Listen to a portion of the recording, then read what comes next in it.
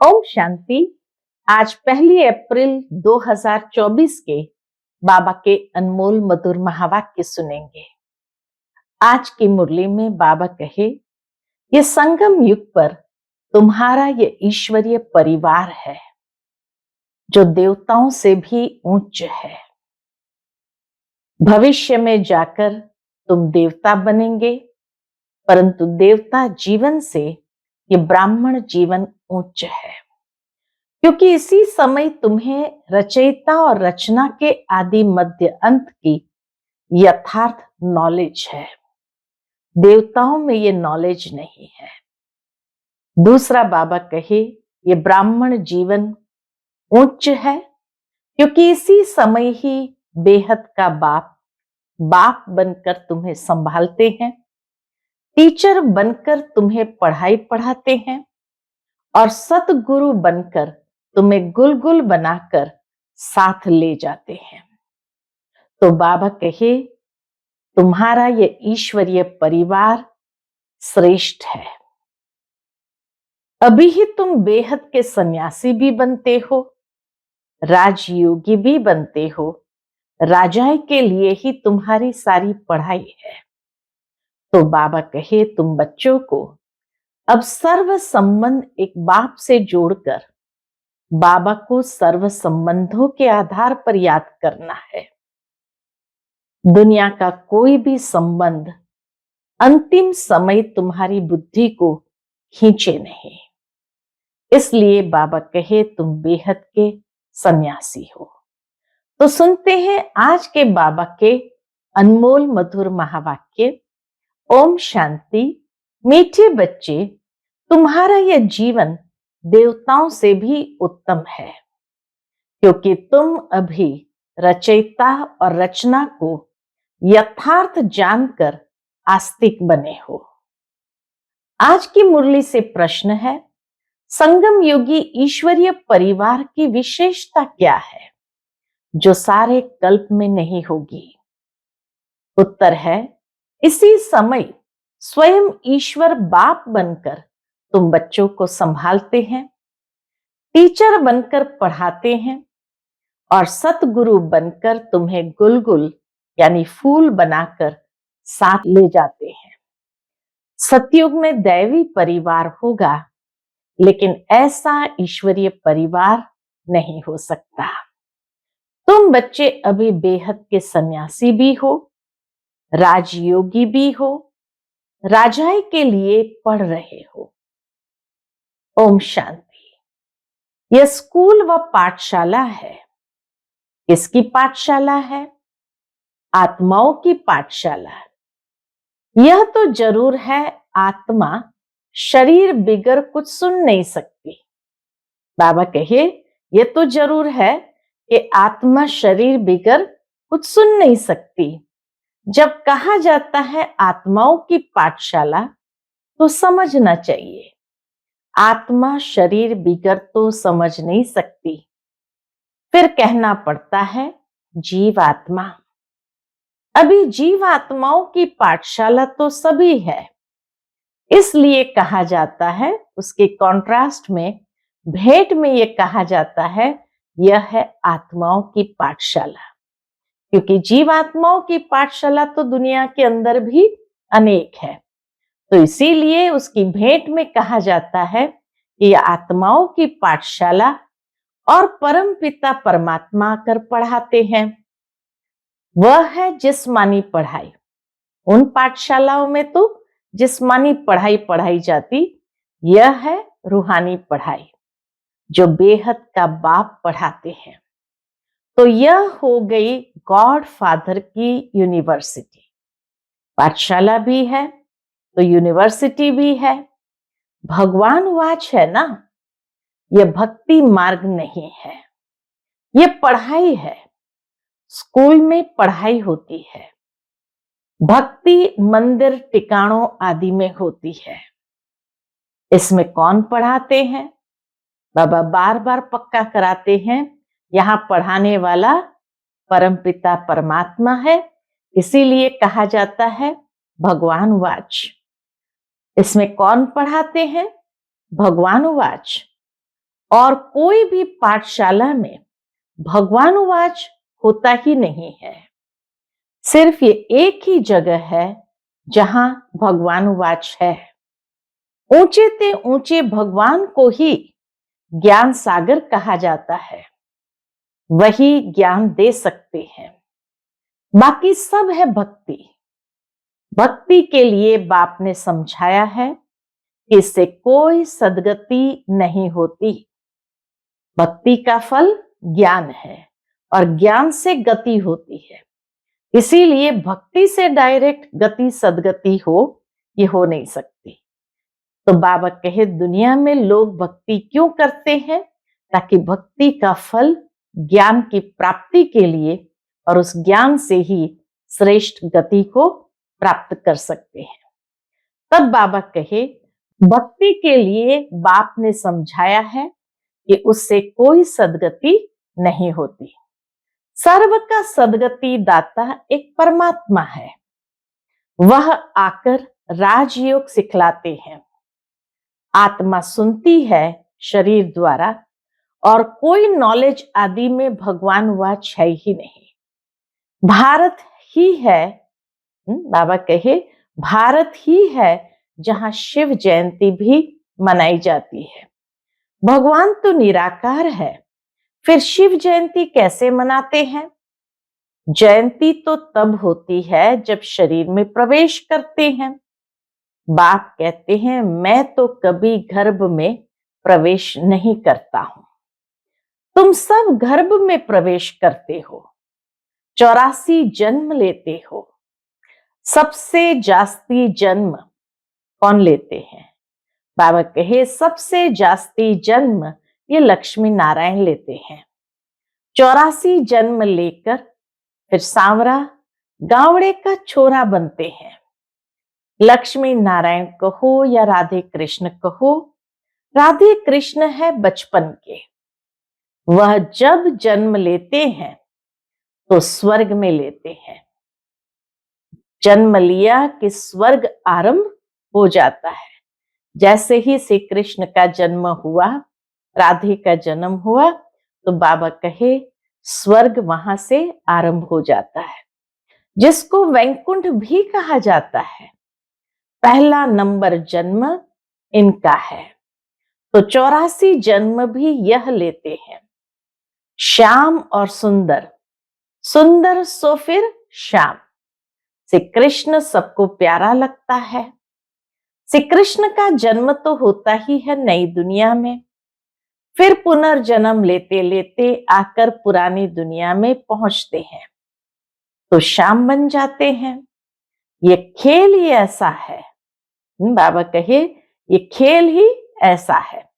भारत पहले सतो प्रधान सुंदर था, अब काला हो गया है। बाप कहते हैं इतनी सब आत्माएं मेरे बच्चे हैं।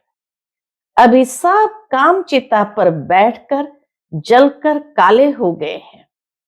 मैं आकर सबको वापस ले जाता हूं। यह सृष्टि का चक्र ही ऐसा है। फूलों का बगीचा वह फिर कांटों का जंगल बन जाता है। बाप समझाते हैं तुम बच्चे कितने सुंदर विश्व के मालिक थे, अब फिर बन रहे हो। ये लक्ष्मी नारायण विश्व के मालिक थे। ये 84 जन्म भोग फिर ऐसे बने हैं। लक्ष्मी नारायण ही 84 जन्म भोग कर ऐसे बने हैं, अर्थात उन्हों की आत्मा अब पढ़ रही है। तुम जानते हो सतयुग में अपार सुख है जो कभी बाप को याद करने की दरकार ही नहीं रहती है। गायन है दुख में सिमरण सब करे। किसका सिमरण? दुख में सिमरण सब करे, सुख में करे न कोई, तो किसका सिमरण? एक एक बात को बाबा जैसे समझाने के लिए, मनुष्य की बुद्धि का ताला खोलने के लिए कितने तरीके से समझाते हैं कि जब कहते हैं दुख में सिमरण सब करे, सुख में करे न कोई, तो किसका सिमरण? बाप का। इतने सबका सिमरण नहीं करना है। भक्ति में कितना सिमरण करते हैं, जानते कुछ भी नहीं। श्री कृष्ण कब आया, वह कौन है, कुछ भी नहीं जानते। श्री कृष्ण और श्री नारायण के भेद को भी नहीं जानते हैं। दोनों में क्या अंतर है वो भी नहीं जानते हैं। शिव बाबा है ऊंचते ऊंच, फिर उनके नीचे ब्रह्मा विष्णु शंकर, उनको फिर देवता कहा जाता है। लोग तो सभी को भगवान कहते रहते हैं, सर्वव्यापी कह देते हैं। बाप कहते हैं सर्वव्यापी तो माया 5 विकार है जो एक एक के अंदर है। सतयुग में कोई विकार होता नहीं। मुक्ति धाम में भी आत्माएं पवित्र रहती है, अपवित्रता की कोई बात नहीं। तो यह रचयिता बाप ही आकर अपना परिचय देते हैं, आदि मध्य अंत का राज समझाते हैं, जिससे तुम आस्तिक बनते हो। तुम एक ही बार आस्तिक बनते हो। तुम्हारा यह जीवन देवताओं से भी उत्तम है। बाबा कहे तुम्हारा यह जीवन देवताओं से भी उत्तम है। गाया भी जाता है मनुष्य जीवन दुर्लभ है, और जब पुरुषोत्तम संगम युग होता है तो हीरे जैसा जीवन बनता है। लक्ष्मी नारायण को हीरे जैसा नहीं कहेंगे। बाबा कहे लक्ष्मी नारायण को हीरे जैसा नहीं कहेंगे। तुम्हारा हीरे जैसा जन्म है। तुम हो ईश्वरीय संतान, यह है दैवी संतान। यहां तुम कहते हो हम ईश्वरीय संतान हैं। ईश्वर हमारा बाप है, वह हमको पढ़ाते हैं क्योंकि ज्ञान का सागर है ना। राजयोग सिखलाते हैं।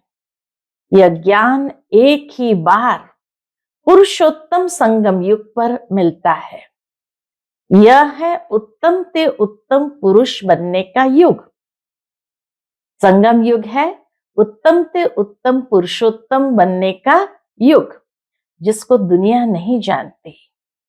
सब कुंभकर्ण की अज्ञान नींद में सोए पड़े हैं। सबका विनाश सामने खड़ा है। इसलिए अब कोई से भी बच्चों को संबंध नहीं रखना है। कितनी कल्याण की भावना से बाबा ये बात कहते हैं कि विनाश सामने खड़ा है, कभी भी अंतिम घड़ी आ सकती है।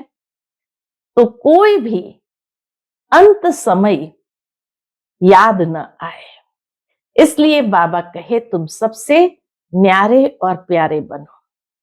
कहते हैं अंत काले जो स्त्री सिमरे, अंत समय में शिव बाबा को सिमरेंगे तो नारायण योनि में आएंगे, अर्थात देवी देवताओं की योनि में आएंगे। ये सीढ़ी बहुत अच्छी है।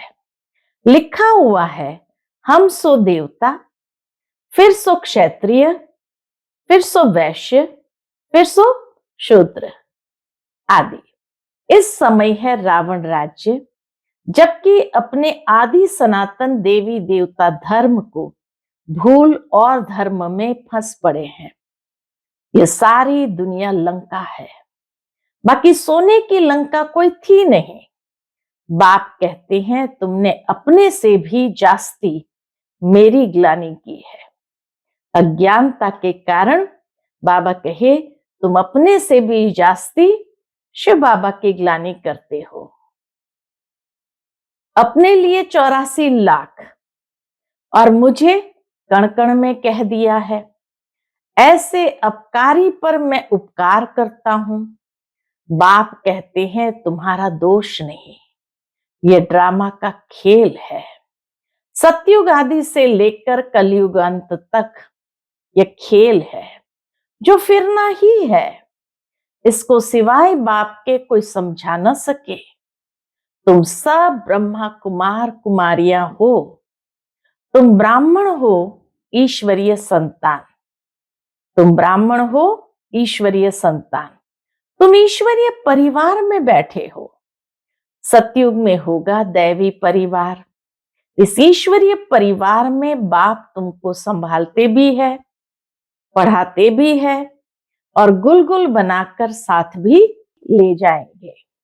तुम पढ़ते हो मनुष्य से देवता बनने के लिए। ग्रंथ में भी है, मनुष्य से देवता किए करत न लागी वार। इसीलिए परमात्मा को जादूगर कहा जाता है कि मनुष्य को देवता बनाते हैं। नर्क को स्वर्ग बनाना जादू का खेल है ना। स्वर्ग से नर्क बनने में 84 जन्म, फिर नर्क से स्वर्ग चपटी में यानी सेकंड में बनता है। 1 सेकंड में जीवन मुक्ति, क्योंकि कल्प के हिसाब से संगम युग क्या है? एक चपटी है। मैं आत्मा हूं, आत्मा को जान लिया, बाप को भी जान लिया, और कोई मनुष्य ये नहीं जानते कि आत्मा क्या है। गुरु अनेक है, सतगुरु एक है। कहते हैं सतगुरु अकाल, परम पिता परमात्मा एक ही सतगुरु है, परंतु गुरु तो ढेर है। निर्विकारी कोई है नहीं, सब विकार से ही जन्म लेते हैं। अभी राजधानी स्थापन हो रही है, तुम सब यहां राजाई के लिए पढ़ते हो। राजयोगी हो, बेहद के सन्यासी हो, वह हठ योगी है, हद के सन्यासी। बाप आकर सभी की सदगति कर सुखी बनाते हैं। बाबा आते हैं, सभी की सदगति कर सबको सुखी बनाते हैं। मुझे ही कहते हैं सतगुरु अकाल मूरत। वहां हम घड़ी घड़ी शरीर छोड़ते और लेते नहीं। बाबा कहे सतयुग में ऐसे नहीं घड़ी घड़ी शरीर छोड़ते हैं और लेते हैं, नहीं। वहां हम घड़ी घड़ी शरीर छोड़ते और लेते नहीं। काल नहीं खाता। तुम्हारी भी आत्मा अविनाशी है, परंतु पतित और पावन बनती है, निर्लेप नहीं है। ड्रामा का राज भी बाप ही समझाते हैं। रचयिता ही रचना के आदि मध्य अंत का राज समझाएंगे ना। ज्ञान का सागर वही एक बाप है, वही तुमको मनुष्य से देवता डबल सिरताज बनाते हैं। तुम्हारा जन्म कौड़ी जैसा था, अब तुम हीरे जैसा बन रहे हो। बाप ने हम सो हम का मंत्र भी समझाया है। वह कह देते आत्मा सो परमात्मा, परमात्मा सो आत्मा, हम सो हम। बाप कहते आत्मा सो परमात्मा कैसे बन सकती है?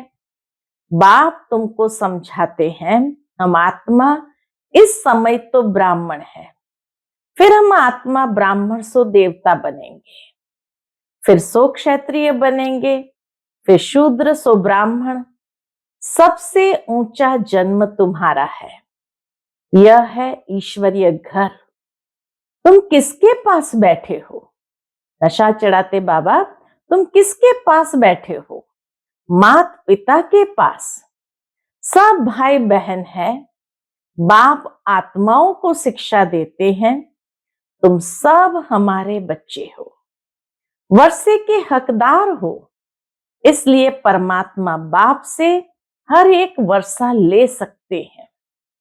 बूढ़े छोटे बड़े सबको हक है बाप से वर्षा लेने का। तो बच्चों को भी यही समझाओ, अपने को आत्मा समझो और बाप को याद करो, तो पाप कट जाएंगे। भक्ति मार्ग वाले इन बातों को कुछ भी समझेंगे नहीं। बाबा कहे तुम बच्चों को हर एक बात यथार्थ समझकर, अपने को आत्मा समझकर बाप को याद करना है और सबको ये बात समझाना भी है। अच्छा, मीठे मीठे सिक्के लदे बच्चों प्रति माता पिता बाप दादा का याद प्यार और गुड मॉर्निंग। रूहानी बाप की रूहानी बच्चों को नमस्ते। हम सभी रूहानी बच्चों की रूहानी माता पिता बाप दादा को याद प्यार गुड मॉर्निंग और नमस्ते नमस्ते। शुक्रिया बाबा, शुक्रिया। फिर रात्रि क्लास है बाबा का। तो बाबा कहे बच्चे बाप को पहचानते भी है, समझते भी है कि बाप पढ़ा रहे हैं, उनसे बेहद का वर्षा मिलना है, परंतु मुश्किलात यह है जो माया भुला देती है, कोई न कोई विघ्न डाल देती है जिससे बच्चे डर जाए। उसमें भी पहले नंबर में विकार में गिरते हैं। आंखें धोखा देती है।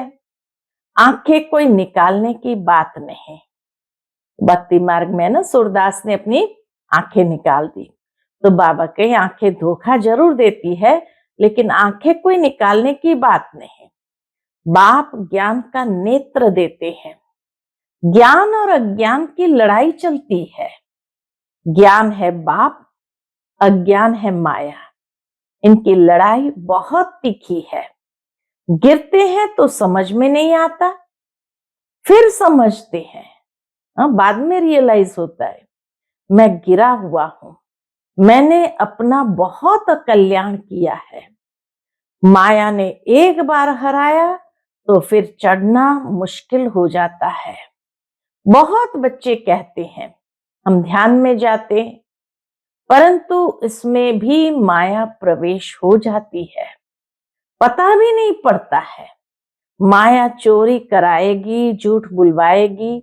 माया क्या नहीं कराती है, बात मत पूछो। गंदा बना देती है। गुलगुल बनते बनते फिर छीछी बन जाते हैं। माया ऐसी जबरदस्त है जो घड़ी घड़ी गिरा देती है। बच्चे कहते हैं बाबा हम घड़ी घड़ी भूल जाते हैं। तदबीर कराने वाला तो एक ही बाप है, परंतु किसकी तकदीर में नहीं है तो तब्दीर भी कर नहीं सकते, अर्थात पुरुषार्थ भी कर नहीं सकते।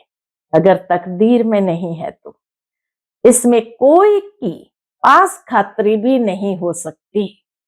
न एक्स्ट्रा पढ़ाते हैं, उस पढ़ाई में तो एक्स्ट्रा पढ़ने के लिए टीचर को बुलाते हैं। यह तो तकदीर बनाने लिए सभी को एक रस पढ़ाते हैं। एक एक को अलग कहां तक पढ़ाएंगे, कितने ढेर बच्चे हैं। उस पढ़ाई में कोई बड़े आदमी के बच्चे होते हैं, अधिक खर्च कर सकते हैं, तो उनको एक्स्ट्रा भी पढ़ाते हैं। टीचर जानते हैं कि ये डल है, इसलिए पढ़ाकर उनको स्कॉलरशिप लायक बनाते हैं। ये बाप ऐसे नहीं करते। दुनिया में तो कर सकते, एक्स्ट्रा पढ़ाई करा सकते हैं। बाबा कहे ये बाप तो ऐसे नहीं करते, ये तो सभी को एक रस पढ़ाते हैं। वह हुआ टीचर का एक्स्ट्रा पुरुषार्थ कराना। यह तो एक्स्ट्रा पुरुषार्थ किसको अलग कराते नहीं है। एक्स्ट्रा पुरुषार्थ माना ही टीचर कुछ कृपा करते हैं। एक्स्ट्रा पुरुषार्थ माना ही टीचर कुछ कृपा करते हैं। बल ऐसे पैसे लेते हैं, खास टाइम दे पढ़ाते हैं, जिससे वह जास्ती पढ़कर होशियार होते हैं। यहां तो जास्ती कुछ पढ़ने की बात ही नहीं है। इनकी तो बात ही एक है, एक ही महामंत्र देते हैं। कौन सा? मन मना भव का। याद से क्या होता है यह तो तुम बच्चे समझते हो। बाप ही पतित पावन है, जानते हो। उनको याद करने से ही हम पावन बनेंगे। अच्छा, गुड नाइट। आज की मुरली से धारणा के लिए मुख्य सार है। पहली पॉइंट, सारी दुनिया अब कब्र दाखिल होनी है। विनाश सामने है, इसलिए कोई से भी संबंध नहीं रखना है। अंत काल में एक बाप ही याद रहे। दूसरी पॉइंट, श्याम से सुंदर, पतित से पावन बनने का यह पुरुषोत्तम संगम युग है। यही समय है उत्तम पुरुष बनने का। सदा इसी स्मृति में रह, सदा इसी स्मृति में रह, स्वयं को कौड़ी से हीरे जैसा बनाना है। आज का बाप दादा का मधुर वरदान हम बच्चों के प्रति है। ज्ञान धन द्वारा प्रकृति के सब साधन प्राप्त करने वाले पद्मा पदम पति भव। ज्ञान धन द्वारा प्रकृति के सब साधन प्राप्त करने वाले पद्मा पदम पति भव। ज्ञान धन स्थूल धन की प्राप्ति स्वतः कराता है। ज्ञान धन स्थूल धन की प्राप्ति स्वतः कराता है। जहां ज्ञान धन है वहां प्रकृति स्वतः दासी बन जाती है। ज्ञान धन से प्रकृति के सब साधन स्वतः प्राप्त हो जाते हैं। इसीलिए ज्ञान धन सब धन का राजा है। जहां राजा है वहां सर्व पदार्थ स्वतः प्राप्त होते हैं। ये ज्ञान धन ही पद्मा पदम पति बनाने वाला है। परमार्थ और व्यवहार को स्वतः सिद्ध करता है। ज्ञान धन में इतनी शक्ति है जो अनेक जन्मों के लिए राजाओं का राजा बना देती है। ज्ञान धन में इतनी शक्ति है जो अनेक जन्मों के लिए राजाओं का राजा बना देती है। आज का स्लोगन है, कल्प कल्प का विजयी हो। ये रूहानी नशा इमर्ज हो तो माया जीत बन जाएंगे। कल्प कल्प का विजयी हो, ये रूहानी नशा इमर्ज हो तो माया जीत बन जाएंगे। अच्छा, ओम शांति।